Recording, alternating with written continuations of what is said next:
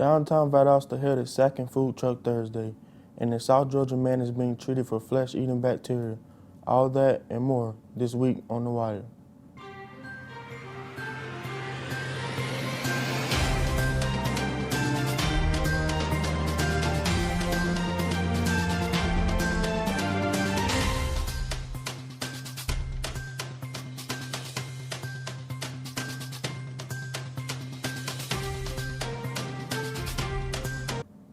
Welcome to this week's edition of The Wire. I'm DeMarvin Knighton.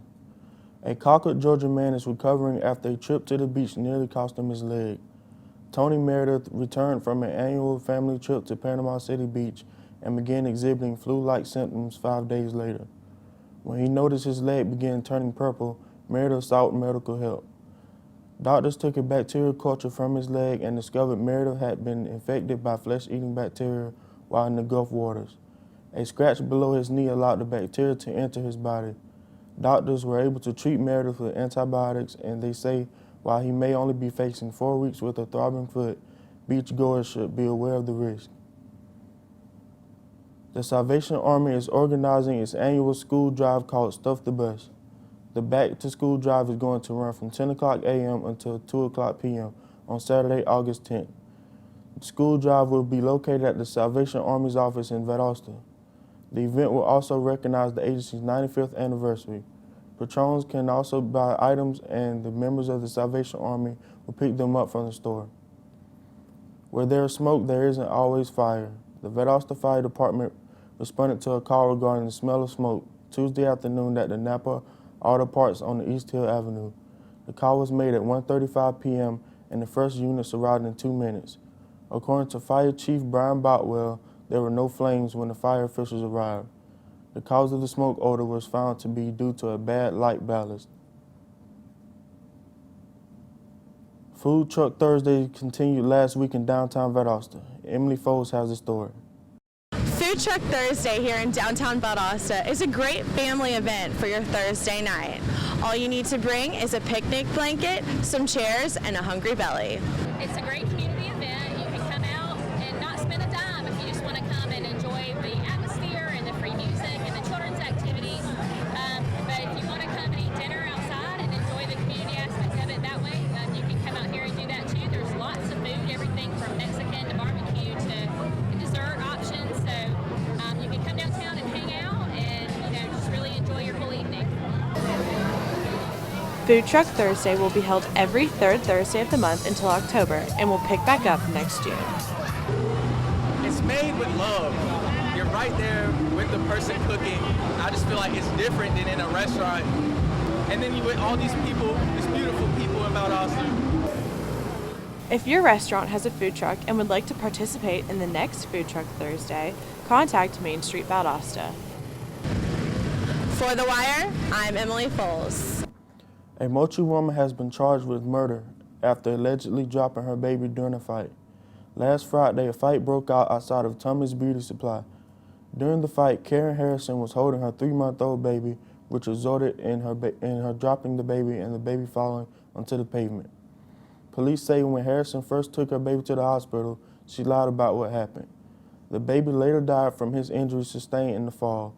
The judge says Harrison could be stuck behind bars until her next court date, which is in October. The $49 million project to replace the I-75 overpass at Exit 22 and Exit 29 is live and in action.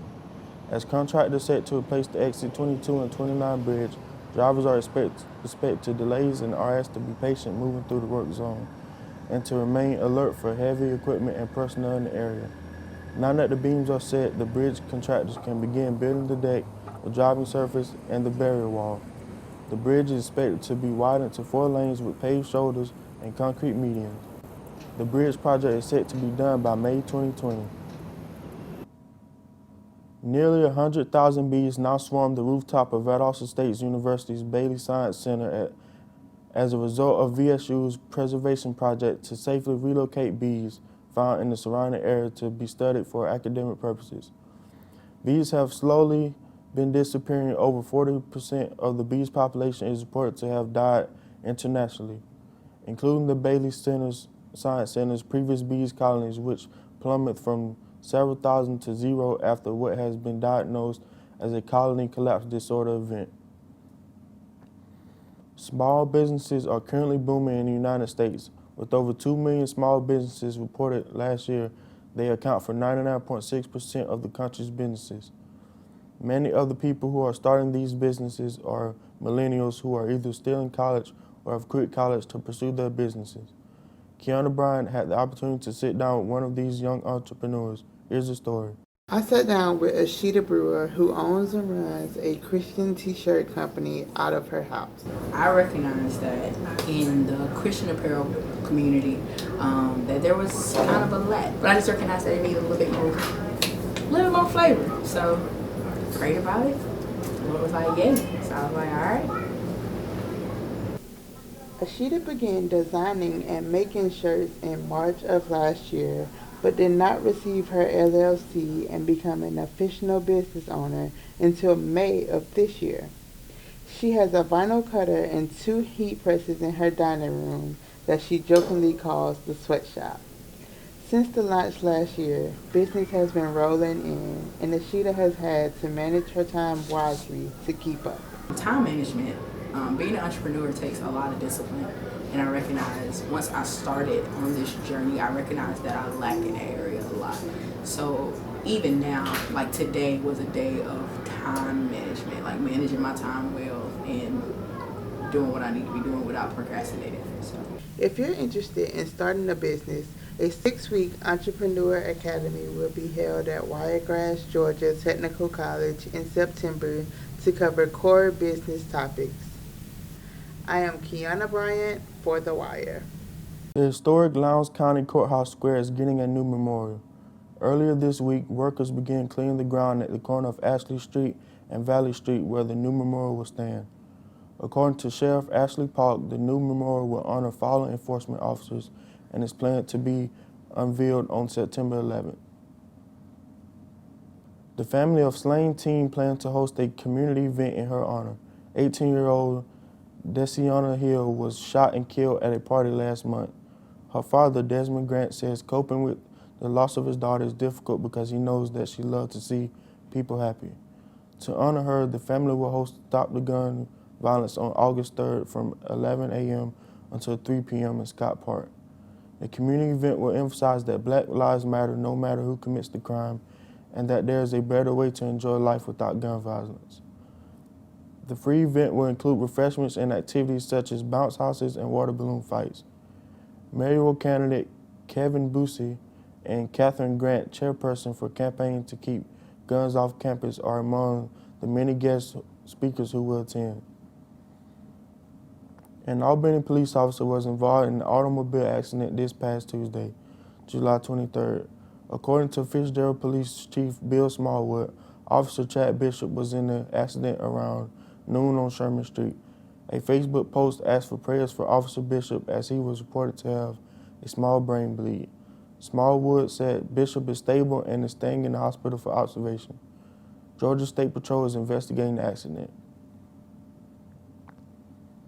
A new ice cream and concession store opened up in Adel, Georgia, helping residents stay cool in the summer heat. Trey Barringer has the story. Beat the heat with your favorite flavors. The ongoing heat wave has ushered in customers for the newly opened Meadows Concessions, an ice cream and snack store located in the strip mall behind where the Fred's was previously located in Adel, Georgia. The finances came from my earnings from my other businesses throughout the years that were in an investment account. Ice cream and milkshakes served are customizable with everything you see here. Come in 30 of Bluebell's core flavors. Business has been really steady and we've done really well for us. We've been open for a month and a week and we've been doing great. Meadows plans to reach the public by setting up during the Adel Daylily Festival and has even shared plans of future expansion. So I'm actually expanding Meadows Bistro restaurant. It's an upscale steakhouse and fine wine down in downtown Adel in November or December at the old Barley Cup location. With the official ribbon cutting at an undisclosed date in August, Meadows has already begun a plan to combat winter sales. We will continue serving ice cream. But the store will be different. We're doing soups, we're doing all sorts of stuff to make the winter a successful winter. I'm Trey Behringer for The Wire. Second Harvest of Valdosta gave away free school supplies to more than 1,800 public school teachers starting at 4 a.m. on Tuesday of this week as a part of the Teachers Harvest program. Irwin County teacher Tracy Hancock drove over an hour for her 6th year to get supplies for her students in the upcoming school year. Tuesday's event lasted until 6 p.m. and according to organizers, Second Harvest will continue to give out supplies throughout the week. That's all the news we have for this edition of The Wire. I'm DeMarvin Knight, and thanks for joining us.